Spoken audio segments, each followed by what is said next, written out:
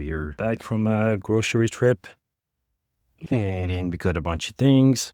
Just before putting them away, I'm just going to quickly scan all of them with this little cute QR scanner device. It is 10 p.m. right now and I'm craving something sweet. So I asked Claude Code what I should eat. And it is saying we have 4% milk fat cottage cheese with raspberry jam or orange marmalade. It's amazing that it knows what's in our pantry and fridge and can give me recommendations at this time of night. So I'm going to go snack. I'm the founder of Aggregate Intellect and instructor for this bootcamp.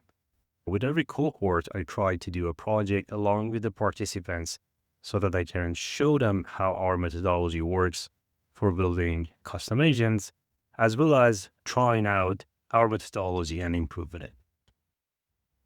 Let's talk about the problem statement and how my understanding of it changed over time. So initially, when I started this, all I had in mind was, what if I help the users to go from a set of meals to a grocery list? But very quickly, through problem validation, we learned that the problem is a little more sophisticated. The first layer of complication was that we need some sort of a source of truth for recipes because some people have their own set of recipes. The next thing that came up was that usually people, when they think about their meals and grocery list, they're doing that for a series of meals that are coming up, not one meal at a time. And the second thing was that usually this grocery list has to also be checked against what do we have in the home, in the pantry or fridge. The most interesting part came from the user research interviews that I've done, in which I learned the biggest complexity is that the burden of planning falls on one person, and that person has to take into account a lot of different complications and preferences and constraints for various members of the family as they're doing this planning and purchasing of the groceries. How did this evolution happen in a systematic way? So this is the setup that I used here. As you can see, there is an MCP server that we provide to all of the participants in our bootcamp. This server contains a series of workflows. Think about them as Claude skills. These connect with your Claude Code environment where you're building up your solution or understanding the problem more deeply, brainstorming, and Claude Code writes reports on your file system or develops the code for you. Just to give you a sense of what these workflows are, we go through a process of discovery, development of the product, and then the deployment of. In the discovery, we do ideation, user research, and create evaluation data set. Then in the development, we do the implementation. A lot of energy spent on context management, designing the architecture and the user experience. For the deployment part, you're going to think about how you're going to do your first deployment, how you're going to demonstrate your agent, what I'm doing right now, and how do you do evaluation at a scale. Once the planning sessions are done using the workflows that I described a few moments ago, then we turn those specifications that come out of those brainstorming sessions into a series of issues. Workflows or Claude skills that turn the specifications into GitHub issues, so that we have a backlog of work that we want to go through. Then we can prioritize these set of issues using Claude skills. And then there's a process of development, which follows a test-driven development process. Essentially writes tests for what we're adding to the software that we have. Then it does the implementation for it. And then it refactors. Then it reviews the code for any opportunities to improve the quality. And then finally wraps it up. And part of this process of wrapping up is also checking against specifications to see if any documentation needs to be improved. And then you rinse and repeat. You pick up another issue and go through this whole process again. So after all of this, what I ended up with was an architecture like this. On the user layer, the user interacts with the system currently through a CLI, but very soon through any web version of Claude or ChatGPT or Gemini. I think the most convenient mode of communication with the system is SMS. This is already implemented, but also a barcode scanner to be able to quickly keep track of what's in the fridge and pantry.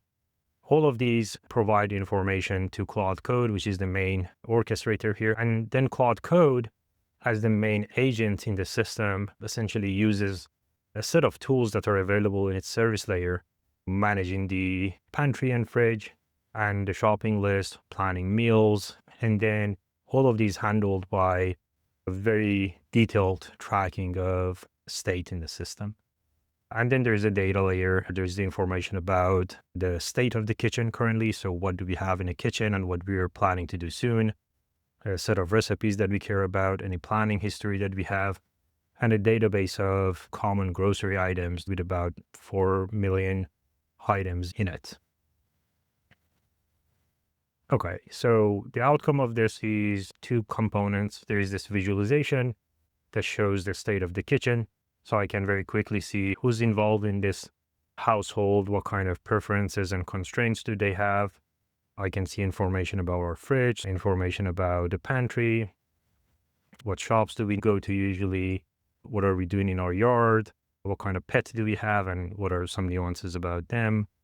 What's my current shopping list? So this gets populated from natural language interactions with the system, as well as reading all the SMSs that I'm sending to the app, and a meal plan. Okay, let me now quickly show you a typical conversation. This is actually quite a long conversation that at the end of it, I said, just summarize this conversation so that I can present it.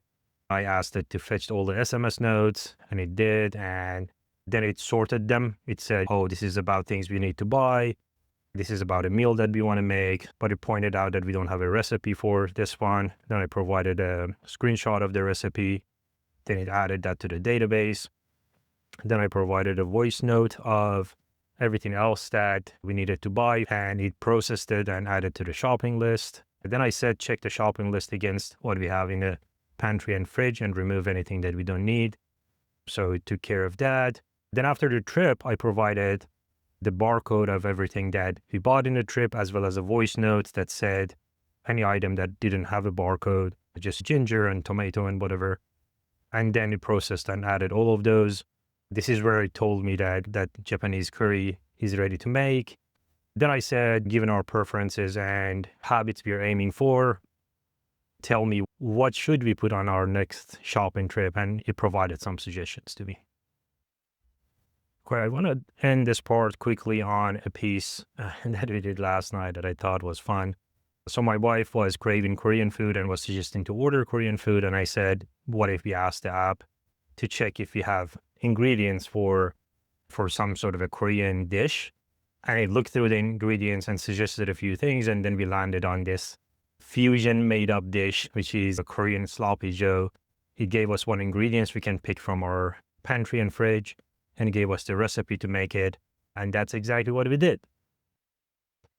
We had some beef in the freezer, which I defrosted, which I'm browning right now. I'm going to add my onions and my garlic. And once those are softened, I'm going to add this sauce, which is a mixture of some gochujang and some tomato paste, ginger, rice vinegar, and a few other ingredients that we had in the cupboard.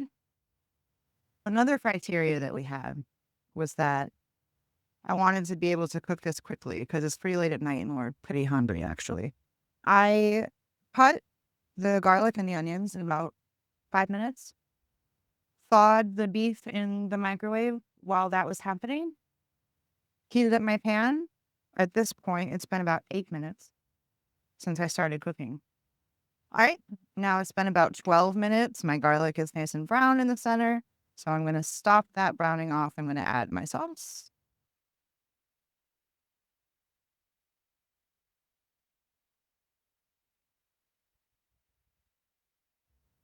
And we'll mix it in. I'm going to turn my heat down a little in a second and let it simmer until it's nice and thick. Okay, so now we've plated. These are my fried green tomatoes with a little bit of onion relish. Got some pickled carrots on top of our Korean sloppy joe. And I finished this at the time in 19 minutes to plate, which is pretty good. Also, we didn't follow the recipe to a T. We're not letting the AI make all of our decisions, right? But really, the basis was there. It gave me enough inspiration to pull off dinner, so pretty happy with it.